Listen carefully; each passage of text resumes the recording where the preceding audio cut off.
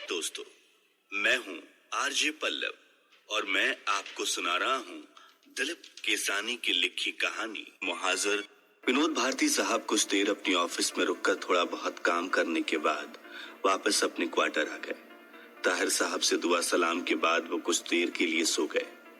उनको अपने सवालों का सिलसिला भी जारी रखना था, जिसके लिए उन्होंने शाम का वक्त ही बेहतर समझा। शाम हुई।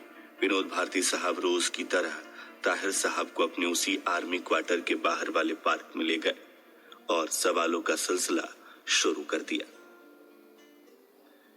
इस बार वो कुछ पूछते इससे पहले ही ताहिर साहब ने बोला, साहब, मेरे वालिद ने 1947 में कायदे आजम के पाकिस्तान को चुना। उस दौर में कायदे आजम ने हमारे सामने सपनों की थाली परोस डाली और हम सब मुसलमानों के दिल और दिमाग में जुनून भर गया नए पाकिस्तान का। हल्की सी सांस भरकर उन्होंने अपनी बात थोड़ी देर के लिए रोका, फिर बात को आगे बढ़ाते हुए बोला, क्या क्या अजीब सपने दिखाए गए हमको। हिंदू और हिंदुस्तान का डर भी दिखाया गया। हम लोग उस वक्त उत्तर प्रदेश के मुरादाबाद में रहते थे। वहां से हम कराची पाकिस्तान चले गए। उस वक्त कराची को पाकिस्तान की राजधानी बनाया गया। ताहिर साहब अपनी बात को पूरी करते इतने में विनोद साहब का सेवक चाय के कप के साथ पहुंचा। ताहिर साहब ने चाय का कप उठाया, थोड़ी देर यहाँ वहां देखा और फिर अपनी बात को आगे कहने लगे। साहब, वहां की हकीकत कुछ और ही थी। कुछ साल तो हमको अच्छे से रखा गया, लेकिन फिर शिया और सुन्नी के नाम पर हमको लड़वाया गया। बाद में हमको मुहाजिर नाम देकर खुद से पूरी तरह से जुदा किया गया। ये बोलकर उन्होंने विनोद भारती साहब की तरफ देखा। उनको लगा कि शायद विनोद कोई सवाल पूछेंगे, लेकिन विनोद साहब खामोश रहे। फिर कुछ देर खामोश रहने के बाद उन्होंने बात फिर शुरू की। शुरू में तो ठीक ही था, लेकिन बाद में आगे चलकर हमारे रिश्तेदारों की दुकानें और घर तक जला दिए गए। लेकिन फिर भी हम और हमारा परिवार चुप रहा। ईंट का जवाब पत्थर से देना हमको भी आता था, लेकिन चुप रहे। शायद इसी वजह से लड़ाई दिनों दिन बढ़ती रही। इस बार विनोद भारती साहब ने सवाल किया। हाँ, सुना है मैंने, ये सब होता था वहां, लेकिन मैं ये जानना चाहता हूँ कि आपके साथ क्या हुआ। उन्होंने विनोद भारती साहब की आंखों में देखा और जवाब दिया, साहब, मुझे अच्छी तरह से याद है। शनिचर 13 दिसंबर 1986 की देर रात हमारी बस्ती कस्बा कॉलोनी पे हथियारबंद पश्तूनों ने हमला बोल दिया। पूरी रात कत्लेआम मचाया गया। खुलेआम खूनी खेल खेले गए। बहू बेटियों की इज्जत से खेला गया। इतना बोलकर वो एक बार फिर चुप हो गए और यादों के साहिल में डूब गए। उनकी आंखें छलक आईं, लेकिन बात उन्होंने जारी रखी। मौत का नंगा नाच नाचा गया। इतने में दंगाइयों ने हमारे घर का दरवाजा तोड़ दिया। उन दंगाइयों में शहजाद का खास दोस्त अरबाज भी शामिल था, जिसने मेरी बच्ची मंतशा के हाथ पकड़कर उसे उठा ले जाने की कोशिश की। हमने बीच बचाव की कोशिश तो की। एक दंगाई ने मेरी बीवी शाहीन को गोली मार दी। वो वहीं पे दम तोड़ने लगी। हम बेबस थे जनाब। ये बोलकर वो चुप हो गए। भारती साहब ने सवाल किया, कानून या पुलिस उन्होंने कुछ नहीं किया? ताहिर साहब बोले, जनाब, कानून, और वो भी पाकिस्तान में। इतना बोल के वो चुप हो गया। एक लंबी खामोशी और सन्नाटा, लेकिन फिर कुछ देर बाद विनोद भारती ने इस सन्नाटे को तोड़ा। शहजाद का दोस्त अरबाज भी क्या मुहाजिर था? उन्होंने जवाब दिया, नहीं साहब, अरबाज पास वाली बस्ती में रहता था। वो मुहाजिर नहीं था। ये बोलकर वो खामोश हो गए। विनोद भारती ने सवाल पूछा, अरबाज तो खुद एक मुस्लिम होगा ना, और शहजाद का दोस्त भी, फिर उसने ऐसा क्यों किया? उस पर ताहिर साहब ने जवाब दी, हाँ जनाब, अरबाज मुस्लिम ही था, लेकिन उनको लगता था जैसे हम पाकिस्तान में उनका हक खा रहे हैं, तो इसीलिए तो वो हथियारबंद पश्तूनों को साथ लेकर हमारी बस्ती में हमला करने आ गए। जरा सी खामोशी के बाद उन्होंने जवाब दिया, मंतशा शहजाद की लाडली बहन थी ना, वो ये कैसे बर्दाश्त कर सकता था। शहजाद के सर पर खून सवार होने लगा। इतना बोलकर वो एक बार फिर चुप हो गए। एक लंबी चुप्पी के बाद विनोद भारती साहब ने पूछा, फिर क्या हुआ? ताहिर साहब बोलने लगे, होना क्या था जनाब, वो अकेले ही पूरी भीड़ से उलझ पड़ा। मंतशा की इज्जत बचाने की कोशिश करने लगा। मंतशा की इज्जत को उसने बचा लिया, लेकिन अरबाज की गोली से मंतशा की जान न बचा सका। यादों का एक और गहरा मंजर एक बार फिर से लंबी जानलेवा खामोशी के साथ, उनकी आंखों के बहते आंसू, उनकी दास्तां सुनकर विनोद भारती साहब की आंखों से भी दर्द छलक पड़ा। फिर आंसुओं से भरी आंखों को साफ करते हुए ताहिर साहब बोले, शहजाद ने भी अरबाज को जान से मार डाला। सुबह होने लगी, पुलिस आई और शहजाद को ही अरबाज के खून के इल्जाम में पकड़ कर ले गई। उसको हिरासत में खूब मारा पीटा गया। इस बार विनोद भारती साहब भी उनके हालात पर उदास हो उठे। दिल भरा हुआ तो था ही। खुद को संभालते हुए उन्होंने पूछा, फिर क्या हुआ? ताहिर साहब ने विनोद भारती की तरफ देखा और कहा, अपनी बीवी और बेटी को तो खो दिया था मैंने, लेकिन अपने बच्चे को अब नहीं खोना चाहता था, तो शहजाद की रिहाई और उसकी तलाश में यहाँ वहां मारा फिरता रहा। सवाल था विनोद भारती साहब के दिमाग में कि उसको तो पुलिस पकड़ कर ले गई थी, तो उससे तो पास वाले किसी थाने में होना चाहिए। ऐसे में ताहिर साहब उसकी तलाश क्यों कर रहे थे? वो कुछ पूछ पाते इससे पहले ताहिर साहब ने बोला, जनाब पता है वो कहाँ मिला?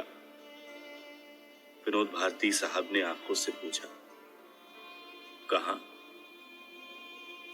काफी दिनों तक उसकी तलाश करने के बाद पता चला कि वो पाकिस्तान की फौज के कब्जे में था। उसको हद से ज्यादा मारा पीटा जाता था। सवाल पूछना चाहा विनोद भारती साहब ने, लेकिन इतने में उनके सेवक ने उन्हें खाने के लिए बुलाया और उस शाम के सवाल वहीं थम गए। लेकिन इतनी कहानी सुनने के बाद विनोद भारती साहब के दिल में पाकिस्तान की अजीब सी तस्वीर उभरने लगी। जो देश की नींव ही सिर्फ मुसलमानों के लिए रखी गई थी, वहां मुस्लिम कौम भी खुश नहीं थी। उन पर भी जुल्म होते थे, उन तक को मारा जा रहा था। हैरत था, जहां मुसलमान भी खुश ना हो, वहां बाकी मजहबों का क्या हाल होता होगा। ये सवाल काफी बड़ा था और सोचने वाला भी। जो देश बना ही मुसलमानों के लिए था, वहां खुद मुसलमान तक महफूज नहीं है। अगले दिन विनोद भारती साहब के सामने वही उलझने रहीं। एक तरफ करगिल की लड़ाई, जहां कभी भी उनकी जान जा सकती थी, खतरे में तो थे ही। दूसरी तरफ शहजाद की शहादत और उसके पीछे के अजीब से सवाल, और तीसरी तरफ दिल्ली से उन पर शहजाद केस की इंक्वायरी का दबाव, जो अब काफी हद तक बढ़ गया था। सरकार चाहती थी कि जल्दी से जल्दी इंक्वायरी पूरी हो, वरना मजबूरन उनको ताहिर साहब को दिल्ली के जांच अधिकारियों को सौंपना पड़ेगा, जो जांच पता नहीं किस मोड़ पे जाए। ताहिर साहब के साथ कोई इंसाफ हो भी पाए या नहीं, क्योंकि कानून की किताबों में वो दोषी तो थे ही। दूसरे दिन शाम को रोज की तरह विनोद भारती ने अपने सवालों का सिलसिला ताहिर साहब से शुरू किया। उनके दिमाग के सवाल खामों के ऊपर ऑर्डर आया, सुनो, तुम शहजाद के पिता को अरेस्ट कर लो। इस बार वो कानून के हाथों मजबूर थे, लेकिन एक इंसान होने के नाते उनका दिल उनको ऐसा करने की गवाही नहीं दे रहा था। ऐसे में विनोद भारती साहब ने अपने ऊपर के अधिकारियों से दिल्ली में मिलने का वक्त मांगा, ताकि वो वहां जाकर उनको समझा सके कि उनकी इंक्वायरी अभी चल रही है। ऐसे में सच सामने लाने के लिए कुछ और वक्त दिया जाए। उस दिन शाम को विनोद भारती साहब आर्मी के जहाज से दिल्ली चले गए।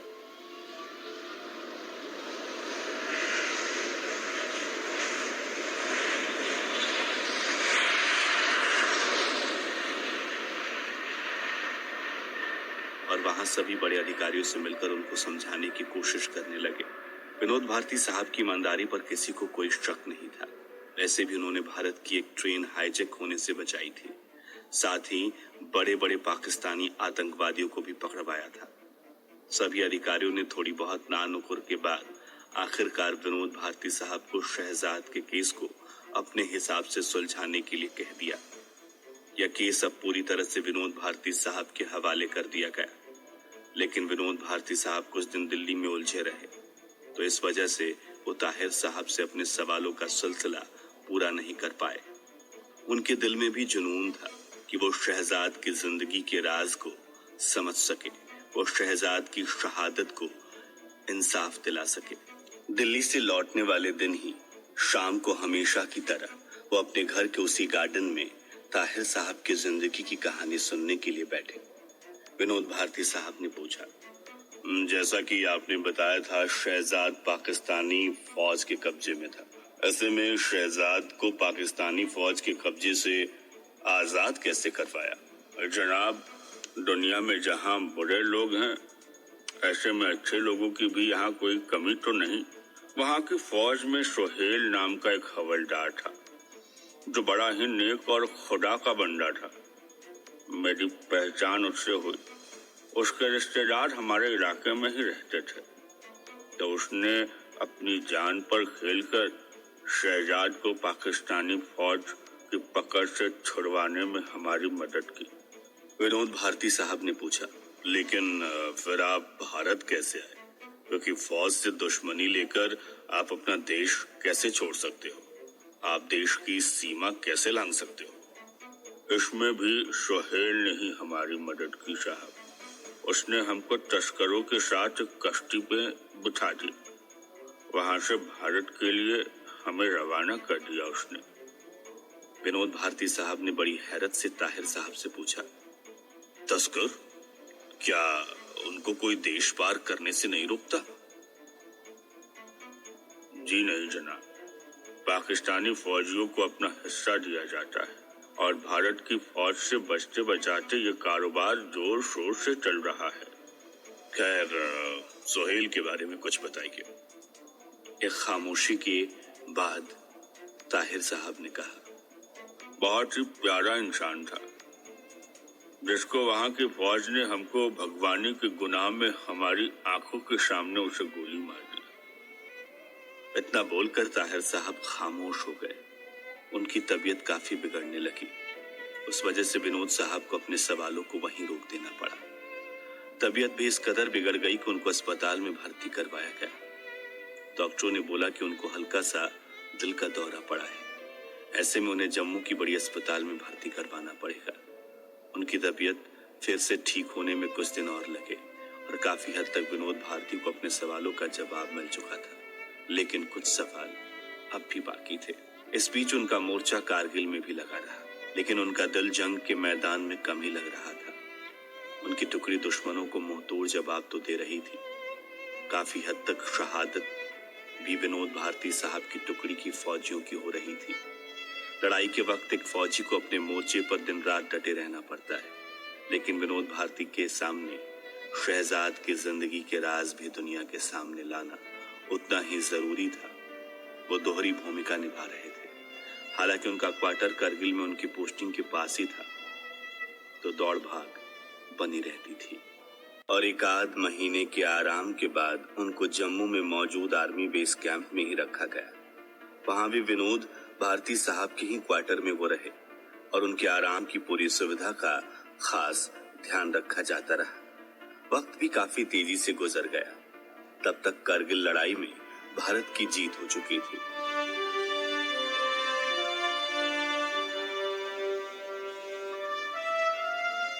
भारत की इस जीत में विनोद साहब की टुकड़ी और उनके जाबाज फौजियों का बड़ा योगदान रहा, जिसके लिए विनोद भारती साहब और उनके फौजियों को बड़े बड़े पुरस्कारों और सम्मानों से नवाजा गया। जंग खत्म होने की वजह से विनोद भारती साहब भी जम्मू शिफ्ट हो चुके थे। काफी लंबे अरसे बाद एक नए घर में विनोद भारती साहब ने कुछ शामें ताहिर साहब के साथ गुजारी, लेकिन उनसे कोई भी सवाल नहीं पूछा ताकि उनकी तबीयत फिर से खराब ना हो जाए। ताहिर साहब की सेहत का अच्छे से ख्याल रखा गया। विनोद भारती साहब ने उनको घुमाया फिराया और खूब ध्यान रखा, बिल्कुल अपने खुद के पिता की तरह, क्योंकि उनके इकलौते बेटे ने अपनी जान पर खेलकर विनोद साहब की जान बचाई थी। सवाल भी अधूरे थे, लेकिन डर भी था कि कहीं कोई सवाल ताहिर साहब की जान का दुश्मन न बन जाए। फिर विनोद भारती साहब ताहिर साहब को घुमाने दिल्ली ले गए।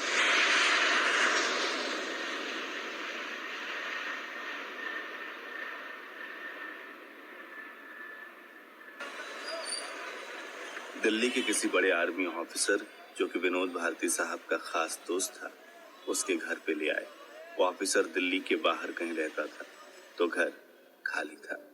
केवल उस घर में कर्मचारी थे। वहां खाना खाने के बाद एक बड़े से हॉल में ताहिर साहब को बिठाकर विनोद भारती साहब बोले, ताहिर साहब, आपको पता है कि भारत का फौजी होना हमारे लिए कितने बड़े गर्व की बात होती, जो हमको इस मिट्टी का फर्ज अदा करने का मौका देती है।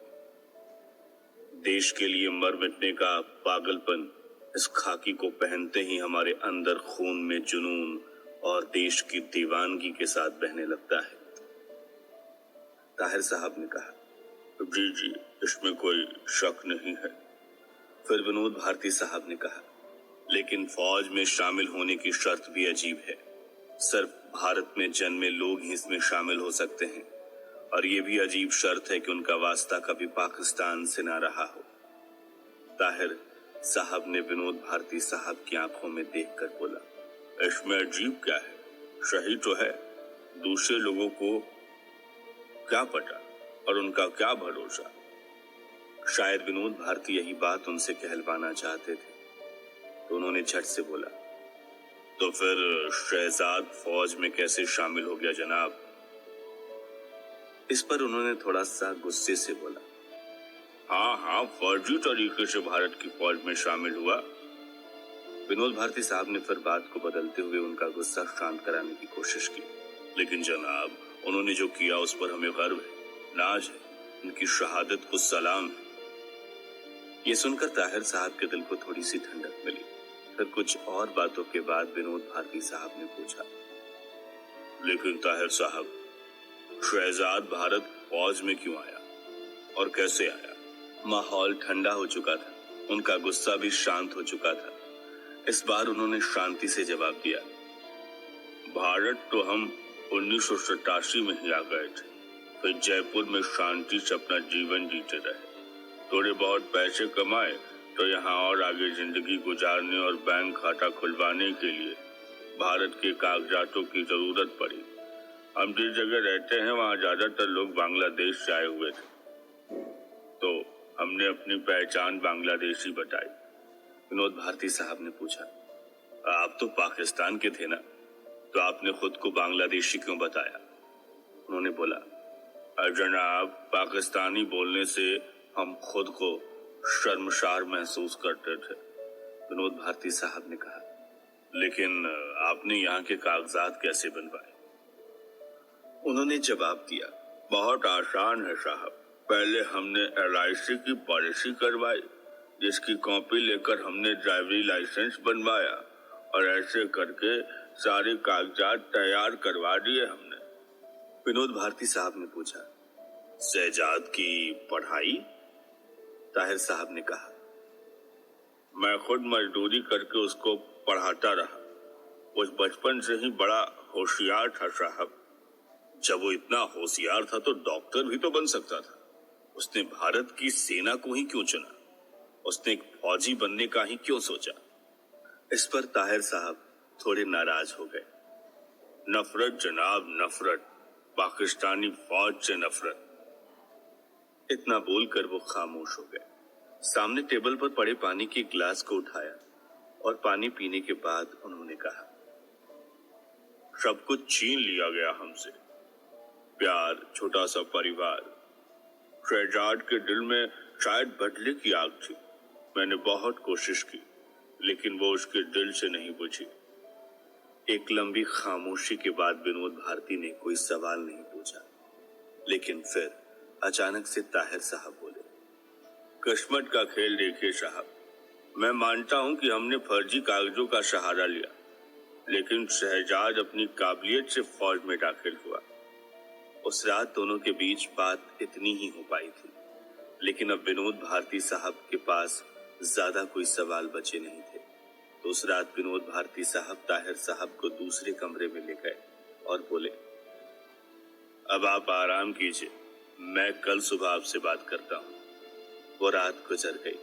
विनोद भारती साहब को अपने सारे सवालों के जवाब मिल गए थे। कश्मकश, उलझन और दिल में पैदा होती परेशानी ने विनोद भारती साहब की नींद अब भी उड़ा रखी थी। ताहिर साहब और शहजाद अपनी जगह पर शायद सही थे। उनकी हमारे देश के लिए दी गई कुर्बानी के आगे शायद उनका गुनाह कुछ भी नहीं, लेकिन कानून, देश के कानून के हिसाब से वो गुनाहगार तो है ना। अब अगर विनोद भारती साहब शहजाद को पाकिस्तानी साबित कर देते तो शहजाद की दी गई कुर्बानी की कोई कीमत नहीं रहेगी, और अगर वो झूठी रिपोर्ट बना देते हैं तो उनकी ईमानदारी पर सवाल उठेगा।